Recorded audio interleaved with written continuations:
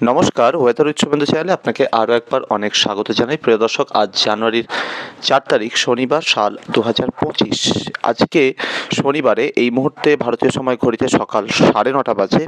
পূর্বাভাস মতোই একটি পশ্চিমী ঝঞ্ঝা ভারতের উত্তর এবং উত্তর পশ্চিমে অর্থাৎ জম্মু কাশ্মীর, লাদাখ এবং পার্শ্ববর্তী এলাকার দিকে এসে হাজির হয়েছে। তবে এই ওয়েদার সিস্টেমটার সৌজন্যে একটা ঘূর্ণাবর্ত ইতিমধ্যেই পাকিস্তানের মধ্যাঞ্চল এবং লাগোয়া রাজস্থানের যে ভারত পাকিস্তানের যে সীমান্তবর্তী এলাকাটা আছে সেখানে কিন্তু একটা শক্তিশালী ঘূর্ণাবর্ত ইতিমধ্যেই তৈরি হয়েছে।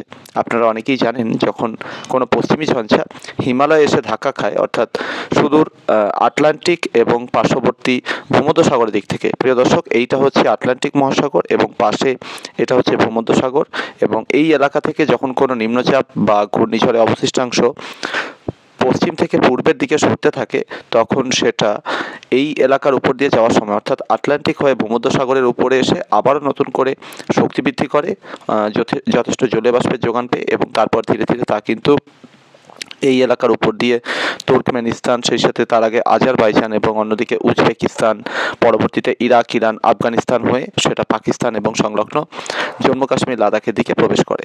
যখন গরমের সময় আসে, গরমের সময় কি হয়, এই পশ্চিমী ঝঞ্ঝাগুলো ভারতবর্ষ থেকে বেশ খানিকটা উত্তর দিকে অর্থাৎ রাশিয়া এবং চীনের ভিতর দিক দিয়ে পশ্চিম থেকে পূর্বের দিকে সরে যায়। আর যত শীত এগিয়ে আসে, অর্থাৎ সূর্যের যতই দক্ষিণায়ন হতে থাকে, তত কি হয়, অর্থাৎ দক্ষিণ দিকে যত সূর্য হেলে পড়ে, ততই কিন্তু পশ্চিমী ঝঞ্ঝাগুলো অর্থাৎ নিম্নচাপ বা ঘূর্ণিঝড়ের অবশিষ্টাংশগুলো দক্ষিণের দিকে নেমে প্রবাহিত হতে থাকে। যে কারণে ভারতের জম্মু কাশ্মীর, লাদাখ থেকে শুরু করে হিমাচল, উত্তরাখণ্ড, নেপাল, ভুটান, সিকিম এই এলাকাগুলোতে কিন্তু তুষারপাত হতে হতে এই ওয়েদার সিস্টেমগুলো পশ্চিম থেকে পূর্বের দিকে অর্থাৎ চীনের দক্ষিণাঞ্চল এবং লাগোয়া পূর্বাঞ্চলের দিকে সরে যায়। তো এই মুহূর্তে একটা পশ্চিমী ঝঞ্ঝা প্রবেশ করেছে। যখন পশ্চিমী ঝঞ্ঝা প্রবেশ করে, পাহাড়ে এসে ধাক্কা খায় পশ্চিমী ঝঞ্ঝার যে জলীয় বাষ্প অর্থাৎ মেঘগুলো, এবং সেটা কিন্তু এখানে ধাক্কা খাওয়ার পর তা কিন্তু আরও বেশি করে ঘনীভূত হতে থাকে এবং পাশে দুটো সাগর থেকে সাহায্য পায়। একটা হচ্ছে আরব সাগর আর একটা হচ্ছে বঙ্গোপসাগর। দুই সাগর থেকে কিন্তু প্রচুর পরিমাণে জলীয় বাষ্পের যোগান পেতে থাকে এবং সিস্টেমগুলো শক্তিশালী হয়ে ওঠে, এবং এর ফলে কি হয়, পাহাড়ে তুষারপাত হয় এবং সমতলে বেশ কিছু এলাকাতে বজ্র বিদ্যুৎ সহ বৃষ্টিও কিন্তু নজরে আসে। পাকিস্তানের বিভিন্ন এলাকার সাথে সাথে ভারতের রাজস্থান, পাঞ্জাব, হরিয়ানা, দিল্লি, উত্তরপ্রদেশের বিভিন্ন এলাকাতে বৃষ্টি শীতকালে হতে দেখা যায় এই ওয়েদার সিস্টেমগুলোর সৌজন্যে। পরবর্তীতে কখনো কখনো এগুলো ঝাড়খণ্ড, বিহার, এমনকি পশ্চিমবঙ্গের, উত্তরবঙ্গ, দক্ষিণবঙ্গের বিভিন্ন জায়গাতেও বৃষ্টি দিয়ে থাকে। তো সেরকমই একটি সিস্টেম এই মুহূর্তে প্রবেশ করেছে, আর তার কারণে কিন্তু একটা ঘূর্ণাবর্ত তৈরি হয়ে গেছে রাজস্থানের উপরে। উত্তর পশ্চিমে শুকনো ঠান্ডা হাওয়া, যেটা গতকাল পর্যন্ত বহাল তবিয়তে গাঙ্গেয় দক্ষিণবঙ্গ এবং সংলগ্ন এলাকার উপর দিয়ে বয়ে যাচ্ছিল, এবার কিন্তু সেই হাওয়া এই ঘূর্ণাবর্তের চারিদিকে কেন্দ্রীভূত হতে শুরু করেছে, অর্থাৎ উত্তরপ্রদেশ, বিহার, ঝাড়খণ্ড পেরিয়ে তার পশ্চিমবঙ্গের দিকে আসছে না। তবে পশ্চিমবঙ্গের দিকে একটা হাওয়া উত্তর পশ্চিমের দিক থেকে নামছে বটে, সেটার উৎসস্থল অর্থাৎ সেটা আসছে ঝাড়খণ্ড এবং সংলগ্ন ছত্তিশগড়, মধ্যপ্রদেশ এই এলাকাটার দিক থেকে, যে হাওয়াতে কিন্তু ওই বরফের চাদরের উপর দিয়ে আসা যে হাওয়া, তার তুলনায় কিন্তু এই হাওয়াতে ঠান্ডার তীব্রতা কম রয়েছে। এর ফলে বিগত 24 ঘন্টায় পূর্বাভাস মতোই তাপমাত্রা কিন্তু সামান্য হলেও বৃদ্ধি পেয়েছে। এই মুহূর্তে আজকে ভারতীয় সময় সকাল 9:30 উপগ্রহ চিত্রের দিকে নজর রাখলে দেখা যাচ্ছে যে উত্তরপ্রদেশ, দিল্লি এবং সেই সাথে পাঞ্জাব, হরিয়ানা, বিহারের বিভিন্ন জায়গা এই এলাকাগুলোতে কিন্তু এখনো পর্যন্ত ঘন কুয়াশার চাদর রয়েছে। আর অন্যদিকে মেঘের একটা বড়সড় প্রভাব কিন্তু জম্মু কাশ্মীর, লাদাখের বিভিন্ন এলাকা এবং হিমাচল, উত্তরাখণ্ডের কিছু কিছু জায়গাতে কিন্তু যথেষ্টই পড়ছে, এবং এই ওয়েদার সিস্টেমটা কিন্তু যথেষ্ট শক্তিশালী।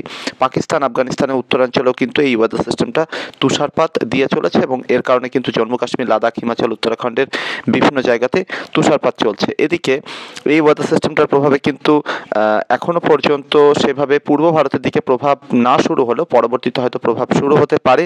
তবে এখনো পর্যন্ত ঘন কুয়াশার চাদরে ঢাকা রয়েছে ভারতের ত্রিপুরার সাথে সাথে বাংলাদেশের একটা বড় এলাকা। সেই সাথে এই মুহূর্তে পূর্ব মেদিনীপুরের একাংশ এবং লাগোয়া আশেপাশের কিছু জায়গাতেও কিন্তু খানিকটা কুয়াশার চাদর নজরে আসছে। এদিকে দক্ষিণ দিনাজপুর জেলার উত্তরাঞ্চলে কিছু কিছু এলাকা এবং উত্তর দিনাজপুর জেলার দক্ষিণাঞ্চলে কিছু কিছু জায়গাতে এই মুহূর্তে কিন্তু পাতলা একটু কুয়াশার চাদর রয়েছে। তবে যত সময় যাবে এই কুয়াশার চাদর কিন্তু ধীরে ধীরে কাটতে শুরু করবে। প্রিয় দর্শক, যত সময় যাবে এই মেঘ কিন্তু ধীরে ধীরে জম্মু কাশ্মীর লাদাখের উপরে আরও ঝাঁকিয়ে বসবে এবং প্রচুর পরিমাণে তুষারপাতের সম্ভাবনা রয়েছে। ওয়েদার সিস্টেমটা এখানে বেশ কিছু সময় ধরে কিন্তু প্রভাব দেখাতে পারে। আগামীকালও লাগাতার তুষারপাত চলবে জম্মু কাশ্মীর লাদাখের বিভিন্ন এলাকাতে, এবং পরবর্তীতে এই ওয়েদার সিস্টেমটা কিন্তু জম্মু কাশ্মীর লাদাখের পাশাপাশি ভারতের সমতলের যে এলাকাগুলো রয়েছে উত্তর ভারতের, সেই এলাকাগুলোতে বজ্রবিদ্যুৎ সহ বৃষ্টি এবং কোথাও কোথাও শিলাবৃষ্টি দিতে পারে। যেরকম পাঞ্জাব, হরিয়ানার বিভিন্ন জায়গাতে আগামী পরশুদিন অর্থাৎ 6ই জানুয়ারি বৃষ্টির সম্ভাবনা রয়েছে বজ্রবিদ্যুৎ সহ। ভারতের রাজধানী দিল্লি এবং পার্শ্ববর্তী আরও বেশ কিছু জায়গাতেও কিন্তু বজ্রবিদ্যুৎ সহ বৃষ্টির সম্ভাবনা রয়েছে 6ই জানুয়ারি সোমবার, এরকম কিন্তু সম্ভাবনা রয়েছে।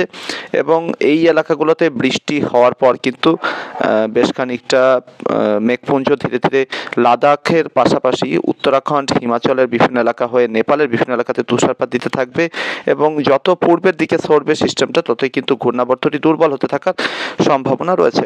তবে জানুয়ারি 7 তারিখে গিয়ে ওয়েদার সিস্টেমটা কিন্তু বেশ খানিকটা প্রভাব দেখাবে বলেই মনে হচ্ছে ভারতের পূর্বাঞ্চলের কিছু কিছু জায়গাতে। সেক্ষেত্রে বিহারের কোথাও কোথাও কিন্তু জানুয়ারি 7 তারিখ নাগাদ খুব হালকা বৃষ্টির একটা সম্ভাবনা রয়েছে। নেপালের পাশাপাশি সিকিম এবং ভুটানের বিভিন্ন জায়গাতে কিন্তু ভালো মতো তুষারপাত হতে পারে।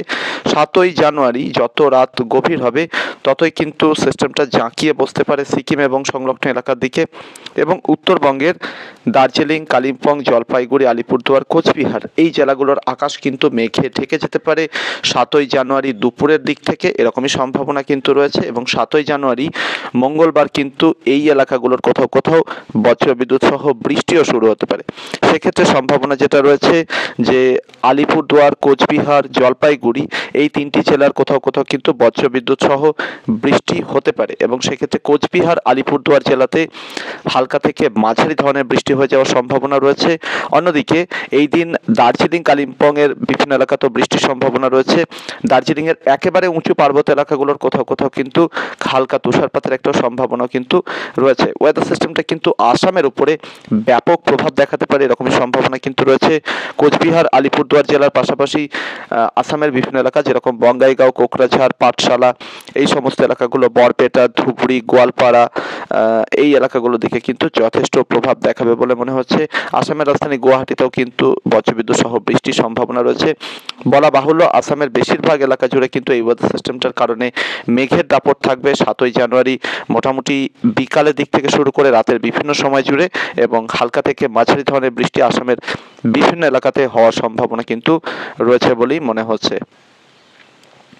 পরবর্তীতে ওয়েদার সিস্টেমটা ধীরে ধীরে পূর্বের দিকে সরতে থাকবে এবং অরুণাচলের বিভিন্ন এলাকাতেও কিন্তু যথেষ্ট প্রভাব দেখাতে পারে। আসামের ম্যাক্সিমাম এলাকাতে কিন্তু ওয়েদার সিস্টেমটা বৃষ্টি দিতে পারে বলে মনে হচ্ছে।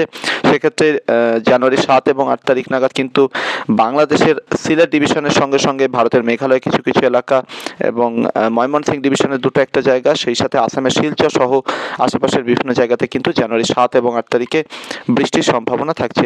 এমনকি ত্রিপুরার একাংশও কিন্তু হালকা মেঘের চাদর নজরে আসতে পারে এই সময়। 7ই জানুয়ারি বেশি রাতের দিকে এবং 8ই জানুয়ারি নাগাদ কলকাতা সহ গাঙ্গেয় দক্ষিণবঙ্গের কোথাও কোথাও পাতলা মেঘের একটা আবরণ লক্ষ্য করা গেলেও যেতে পারে, এবং কোথাও কোথাও 2-4 ফোঁটা বৃষ্টির সম্ভাবনা কিন্তু থাকছে, এবং এই সম্ভাবনা বীরভূম, মুর্শিদাবাদ, মালদা এবং পার্শ্ববর্তী এলাকার জন্য একটু বেশি বলেই মনে হচ্ছে। তবে বৃষ্টির পরিমাণ বা বৃষ্টির সম্ভাবনা কিন্তু নিতান্তই কম দক্ষিণের এলাকাগুলোর ক্ষেত্রে। আপনাদের যেরকমটা দেখালাম যে উত্তর দিকের জেলাগুলোর ক্ষেত্রে কিন্তু সম্ভাবনা অনেকটাই বেশি।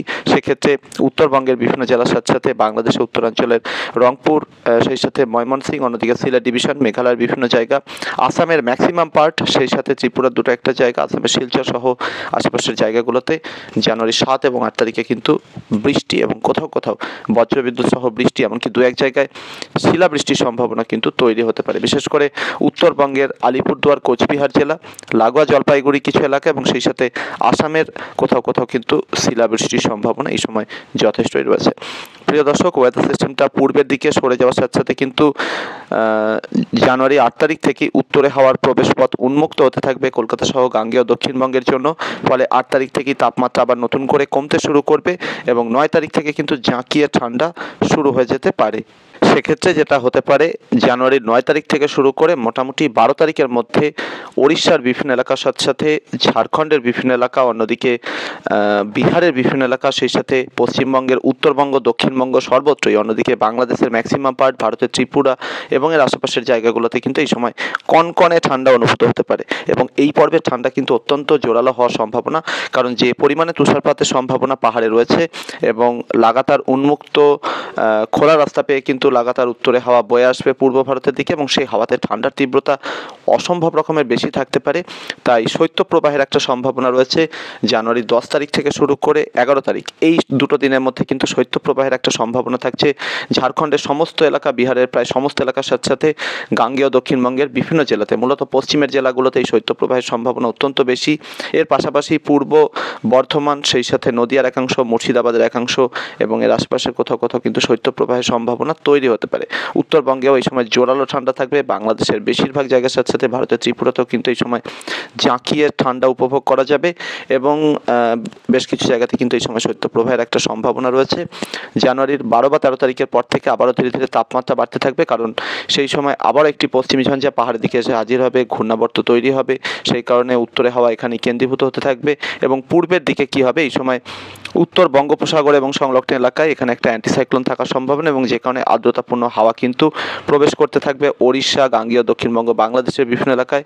তবে সেই সময় যেটা হতে পারে, কুয়াশার দাপট আরও একবার বৃদ্ধি পেতে পারে এবং এইরকমই সম্ভাবনা কিন্তু রয়েছে যে মোটামুটি জানুয়ারি 16 বা 17 তারিখ পর্যন্ত তাপমাত্রা অনেকটাই বেশি থাকবে। অর্থাৎ মাঝে নতুন করে আপাতত যেটা তাপমাত্রা বাড়তে চলেছে, ইতিমধ্যে তাপমাত্রা বেড়েছে এবং জানুয়ারি 8 তারিখ পর্যন্ত তাপমাত্রা খানিকটা বেশি থাকবে, মোটামুটি 12 থেকে 14 বা 15 ডিগ্রি সেলসিয়াসের আশেপাশে গাঙ্গেয় দক্ষিণবঙ্গের বেশিরভাগ জায়গায় ভোরের তাপমাত্রা রেকর্ড করা যেতে পারে এবং এর আশেপাশের জায়গাগুলোতে এরকমই তাপমাত্রা থাকতে পারে। কিন্তু জানুয়ারি 9 থেকে তাপমাত্রা নামতে নামতে সেটা বিভিন্ন জায়গাতে 10 ডিগ্রি সেলসিয়াস, আবার কোথাও কোথাও 10 ডিগ্রি সেলসিয়াসের নিচেও নেমে যাবে বলেই মনে হচ্ছে। পুরুলিয়া, বাঁকুড়া এবং এর আশেপাশের জায়গাগুলোর দিকে 6 থেকে 7 ডিগ্রি সেলসিয়াসের আশেপাশে তাপমাত্রা নামতে পারে, কোথাও কোথাও এর থেকেও বেশি তাপমাত্রা কমে যাওয়ার সম্ভাবনা থাকছে। এবং এর পরবর্তীতে অর্থাৎ জানুয়ারির মোটামুটি 13 বা 14 তারিখ থেকে আবারও নতুন করে তাপমাত্রা বৃদ্ধি পেতে থাকবে এবং সবশেষে জানুয়ারি 17 বা 18 তারিখ থেকে আবারও নতুন করে তাপমাত্রা কমতে পারে এবং সেক্ষেত্রে আবারও নতুন করে একটা ঠান্ডার স্পেল পাওয়া যেতে পারে। আপাতত যেটা মনে হচ্ছে যে আসাম এবং সেই সাথে উত্তরবঙ্গের বিভিন্ন জেলাতে কিন্তু বজ্র বিদ্যুৎ সহ বৃষ্টি এবং তার সাথে কোথাও কোথাও শিলাবৃষ্টির একটা সম্ভাবনা রয়েছে। সিকিমে ব্যাপক তুষারপাতের সম্ভাবনা, দার্জিলিংয়ের একেবারে উঁচু পার্বত্য এলাকাগুলোর কোথাও কোথাও খানিকটা তুষারপাত হয়েও যেতে পারে এবং সেক্ষেত্রে দার্জিলিং, কালিম্পংয়ের বিভিন্ন জায়গাতে বৃষ্টিরও সম্ভাবনা থাকছে। জানুয়ারি 7 এবং 8 তারিখে কিন্তু এই ধরনের সম্ভাবনা অত্যন্ত বেশি বলেই মনে হচ্ছে। আপাতত দক্ষিণবঙ্গ, সেই সাথে বাকি ঝাড়খণ্ড, অন্যদিকে ওড়িশা সমস্ত এলাকা, বাংলাদেশের দক্ষিণাঞ্চলে বেশিরভাগ জায়গা এবং এর আশেপাশের জায়গাগুলোতে প্রধানত রোদ ঝলমলে পরিষ্কার আকাশের সম্ভাবনা বেশি এবং সেক্ষেত্রে 7 বা 8 জানুয়ারি কোথাও কোথাও আংশিক মেঘাচ্ছন্ন আকাশ কিছুক্ষণের জন্য তৈরিও হতে পারে, 2-4 ফোঁটা বৃষ্টিও কোথাও কোথাও হতেও পারে, তবে সেই সম্ভাবনা অত্যন্ত কম বলেই মনে হচ্ছে। আপাতত দক্ষিণবঙ্গ সহ আশেপাশের বিভিন্ন জায়গাতে মোটামুটি জানুয়ারি 17 বা 18 তারিখ পর্যন্ত বৃষ্টির সম্ভাবনা সেভাবে থাকছে না বললেই চলে। তবে হ্যাঁ, মাঝে মাঝে কুয়াশার দাপট বিভিন্ন জায়গাতে লক্ষ্য করা যাবে। প্রিয় দর্শক, এই ছিল আগামী কয়েকটি দিনে আবহাওয়ার সম্ভাব্য পরিস্থিতি। পরবর্তী আপডেট এবং লাইভে আবারও দেখা হবে। ধন্যবাদ।